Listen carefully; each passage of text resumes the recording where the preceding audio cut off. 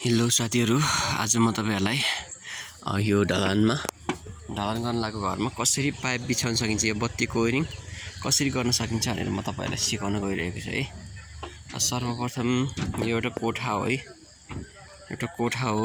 यसको यतापट्टि ढोका छ, यतापट्टि यसको यो बाहिरपट्टिको बत्ती भयो, अनि यो यतापट्टिको बाहिरको भयो है। अब यहाँ कसरी चाहिँ हामीले पाइपहरु राख्ने भनेर म सिकाउँदैछु तपाईलाई। यो पंखाको पोइन्ट मेन एउटा गुड्का यहाँ फिट गर्ने है। अनि त्यसपछि यसरी गएर यसको पछाडिपट्टि यहाँ अर्को बत्ती फिट गर्ने। यो चाहिँ खनेर हामी चाहिँ यहाँ अर्को पाइप हाल्नेछ है। अनि यही कोठाको अर्कोपट्टि साइडमा यहाँ एउटा बत्ती राखेछ है।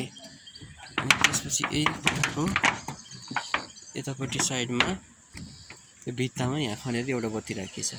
अनि यसैको पोइन्टबाट यतापट्टि बाहिरको बत्ती राखिन्छ। अब यो के हुन्छ भन्दा यो तारबाट यहाँ आएर अनि योबाट चाहिँ त्यो पोइन्टमा आएर अनि यो गुड्काको पोइन्टबाट चाहिँ सिधै हाम्रो स्विचमा जान्छ। स्विच भनेको यहाँ हुन्छ। ल हेर्नुस्, यो स्विचको पोइन्ट पनि भयो।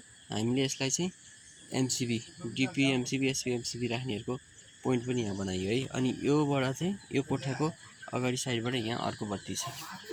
अनि त्यस्तै गरी हामीले यसको चाहिँ केबलको र पावर सकेटको पोइन्ट राख्नु पर्ने हुन्छ हैन। अब यसमा स्विचको पोइन्ट त यो भित्रपट्टि हुन्छ। यतापट्टि ढोका छ, यो साइडमा ढोका छ।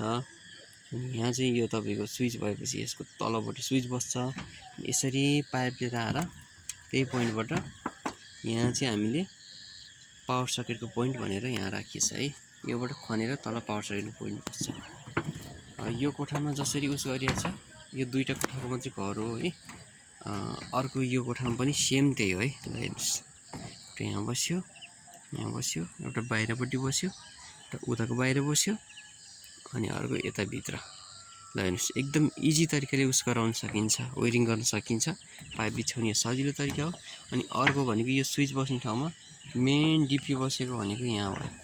यहाँ त ल्याउनु पर्यो, त्यो भयो। अनि त्यसपछि हामीले यहाँबाट एउटा पाइप चाहिँ तल मिटर बक्सबाट आउने पाइप उता दिन्छ।